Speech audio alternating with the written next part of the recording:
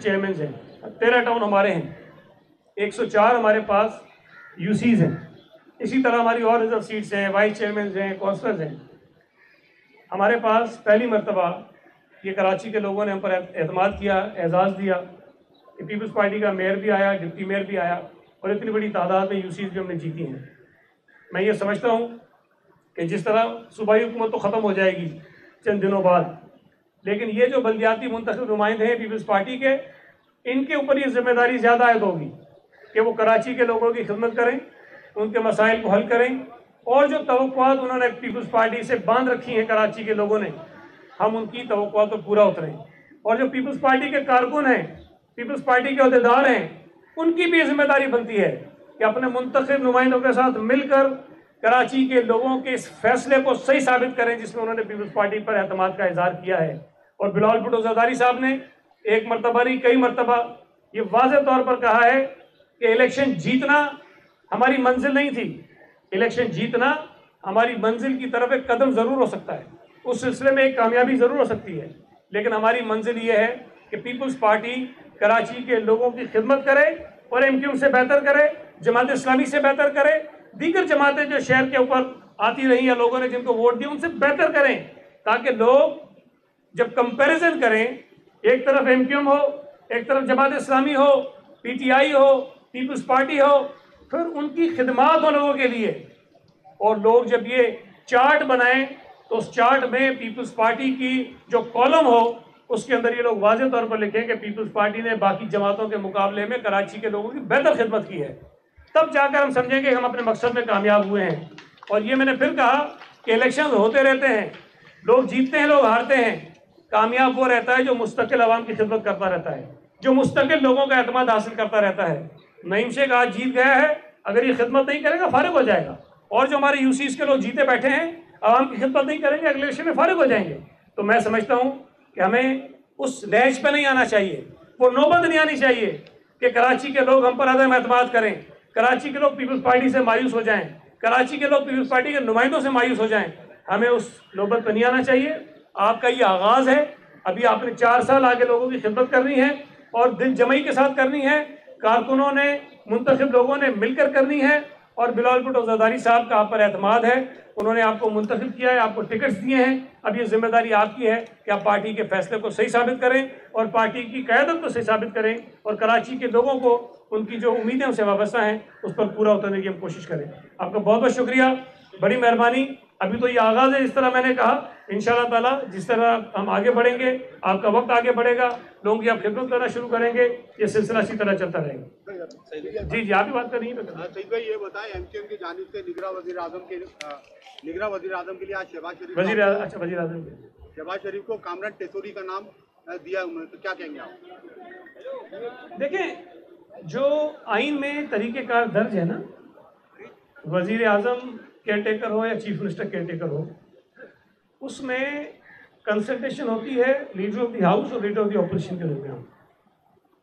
अब चूंकि शहबाज शरीफ साहब लीडर ऑफ द हाउस हैं, उन्होंने मशावरत करनी है लीडर ऑफ द ऑपोजिशन के साथ, लेकिन इस वफाकी हुकूमत में चूँकि काफ़ी सियासी जमातें शामिल हैं तो ये मुनासिब है कि वो तमाम सियासी जमातों से बात कर रहे हैं। अब अगर पीपल्स पार्टी एक नाम अलग देती है, एमक्यूएम एक नाम अलग देती है, जेयूआई एक नाम अलग देती है, मुस्लिम लीग नून एक नाम अलग देती है, मेंगल साहब की पार्टी एक नाम अलग देती है, अच्छे साहब की पार्टी एक नाम अलग देती है, तो 7-8 पार्टियां तो ये बन जाती हैं। तो ये मुमकिन नहीं है कि शहबाज शरीफ साहब जो हैं लीडर ऑफ द अपोजिशन के साथ जो बात करें तो हर जमात का एक अलग अलग रखें। तो आइन के अंदर ये प्रोविज़न नहीं है कि हर जमात अपना आदमी देगी। वज़ीर आज़म ने देने हैं नाम, लीडर ऑफ द अपोजिशन नाम देने हैं, तो उसमें जिस पर इत्तफाक हो जाएगा वो हो जाएगा वज़ीर आज़म। लेकिन मैं ये समझता हूँ अगर एमक्यू ने टेसोरी साहब का नाम दिया है तो क्या टेसोरी साहब की यहाँ जो कारकर्दगी है उससे वो खुश नहीं है? अगर यहाँ खुश है तो यहाँ रहने दें, क्यों आगे बढ़े। सईद भाई एक बात बता दीजिएगा कि ये अभी तो 15 जून को जो शोर शुरू हुआ था, आपके जो मेयर डिप्टी मेयर है वो कब मुंतखब होंगे, और आपके जो दोस्त हैं हाफिज नईम साहब और दीगर वो अदम एतमाद लाने की तैयारी कर रहे हैं अभी से ही। इसमें ये बात भी ऐड कर लीजिए कि हाई कोर्ट में भी आज हो गए हैं ट्रांजिशन पीरियड के खिलाफ। देखिए, अदम एतमाद का प्रोविज़न कानून के अंदर मौजूद है और जो प्रोविज़न कानून में मौजूद है, जो उसको इस्तेमाल करना चाहता है वो कर सकता है। हम उसको ना जबरी तौर पर रोक सकते हैं ना कुछ कर सकते हैं, लेकिन इसका फैसला हाउस के अंदर बैठे हुए मेंबर्स को करना है कि वो किसके साथ खड़े हैं। जब ये इंतखाब हुआ था तो मुर्तज़ा वहाब साहब को और सलमान मुराद साहब को 173 गालिबन वोट पड़े थे। ये मैं आपको बता देता हूँ कि जब अदम एतमाद के सिलसिले में अगर दोबारा वोटिंग हुई तो ये तादाद 173 से बहुत ज़्यादा होगी।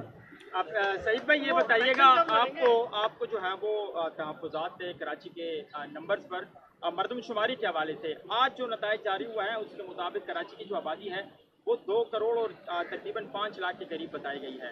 वज़ीर आला साहब गए और उन्होंने CEC में जो है वो विदिन हावर जो है वो उसको एक्सेप्ट किया।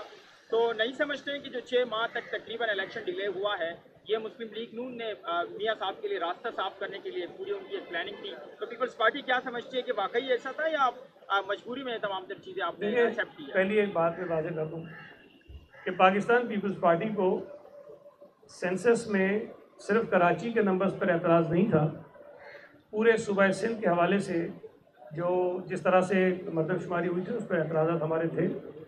और चीफ मिनिस्टर साहब ने कई मीटिंग्स में बरमला इसका खुलकर इजहार भी किया और इस पर कई खतूत भी लिखे। अब रिसेंटली जो CCI का इजलास हुआ है, इत्तफाक की बात है कि मेरी चीफ मिनिस्टर साहब से उसके बाद मुलाकात नहीं हुई ताकि मैं तफसीलात ले सकता कि उस मीटिंग के अंदर क्या क्या डिस्कशन हुआ और क्या वो वजूहत थी जिस पर तमाम सूबों ने इत्तफाक करते हुए सेंसस को अप्रूव कर दिया। मेरे पास उसकी कोई अपडेट्स नहीं है। जहाँ तक इंतखाबात की ताख़ीर की बात है, बतौर एक सियासी कारकुन मेरी तो ये ख्वाहिश थी, मैं ये कहता भी रहा कि जो इंतखाबात हैं वो जितनी जल्द हो जाएं वो ज़्यादा बेहतर हैं। लेकिन बहरहाल अब अगर सेंसस अप्रूव हो गए हैं तो एक आइनी प्रोविज़न है कि नई हल्काबंदी होनी है। आज गालिबन इलेक्शन कमीशन का भी इजलास है, वो कितना वक्त इसके लिए रखते हैं। वैसे तो 4 महीने शायद दरकार होते हैं उनको, लेकिन कितना वक्त वो उसके लिए मुतय्यन करते हैं कि डिलिमिटेशन हो। लेकिन मैं ये समझता हूँ कि इंतखाबात जितनी जल्द होंगे उतने ही इस मुल्क के लिए, इस मुल्क की मईशत के लिए ज़्यादा बेहतर हैं और वो जल्द जल्द हो जाने चाहिए। आज मुस्तफा कमाल साहब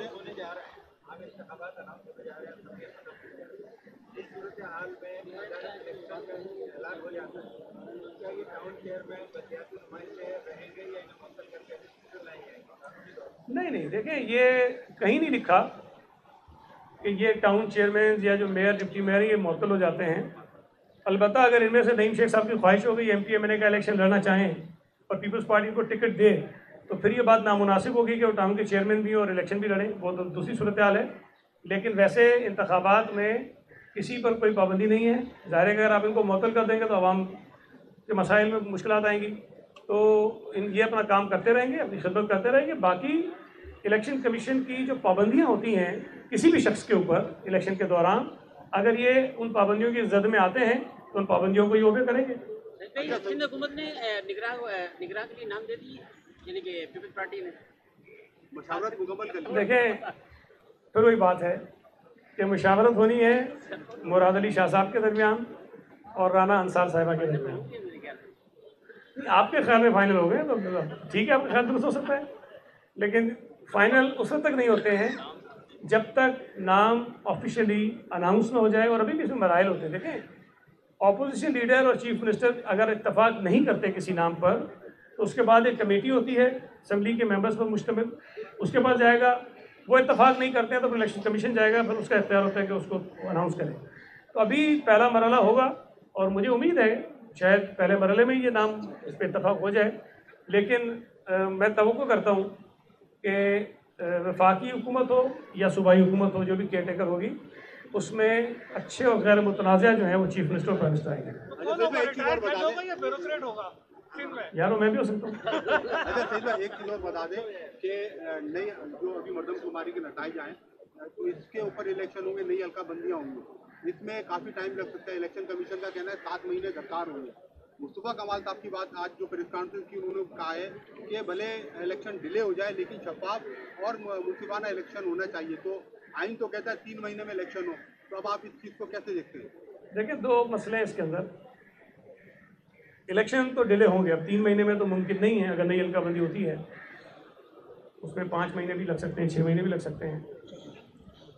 आइन में ये लिखा है, बिल्कुल आप ठीक कह रहे हैं कि केयर टेकर सेटअप जब आएगा तो 2 उसके अंदर प्रोविज़न है, अगर असेंबली पहले टूटती है अपने वक्त से तो 3 महीने बाद होंगे, अगर अपनी मुद्दत पूरी करके ख़त्म होती है तो 2 महीने के अंदर होंगे। तो ये आइन के अंदर है।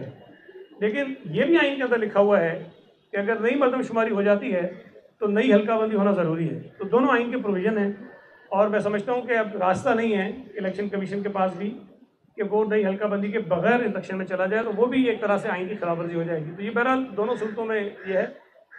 जो मुस्तफ़ा कमाल साहब हैं उनकी एक बात से इत्तफाक करता हूँ कि इलेक्शन साफ़ और शफाफ होने चाहिए, बिल्कुल फ्री फेयर होने चाहिए। ऐसे बिल्कुल नहीं होने चाहिए जिस तरह इनकी जीत जाती थी, बिल्कुल नहीं होने चाहिए। और जो दूसरी बात उन्होंने कही, जितनी ताख़ीर बिल्कुल नहीं होनी चाहिए। जो आइन के अंदर मुद्दत दर्ज है उसी मुकर्ररा मुद्दत के अंदर जल्द अज जल्द इंतखाबात हो, साफ शफाफ होने चाहिए, सबको लेवल प्लेइंग फील्ड मिलनी चाहिए, वो इनकम हो, पीपल्स पार्टी हो, तहरीक इंसाफ हो या कोई और जमात हो। मैं समझता हूँ कि वो इलेक्शन होंगे तो उसके ऊपर पाकिस्तानी कौम का भी अतमाद होगा और बैनुल अक़वामी जो आपकी ताकतें हैं, ममालिक हैं, दुनिया के ममालिक हैं, उनका भी अतमाद होगा कि इलेक्शन ठीक हुए, उसके नतीजे में जो हुकूमत आई है वो बड़ी ताकतवर होगी। Thank you. सईद भाई थोड़ा सा आप यहाँ पर बैठ के, ये हमने एप्रिसिएशन लेटर दे रहे हैं अपने डिपार्टमेंट के लोगों की जो कार्य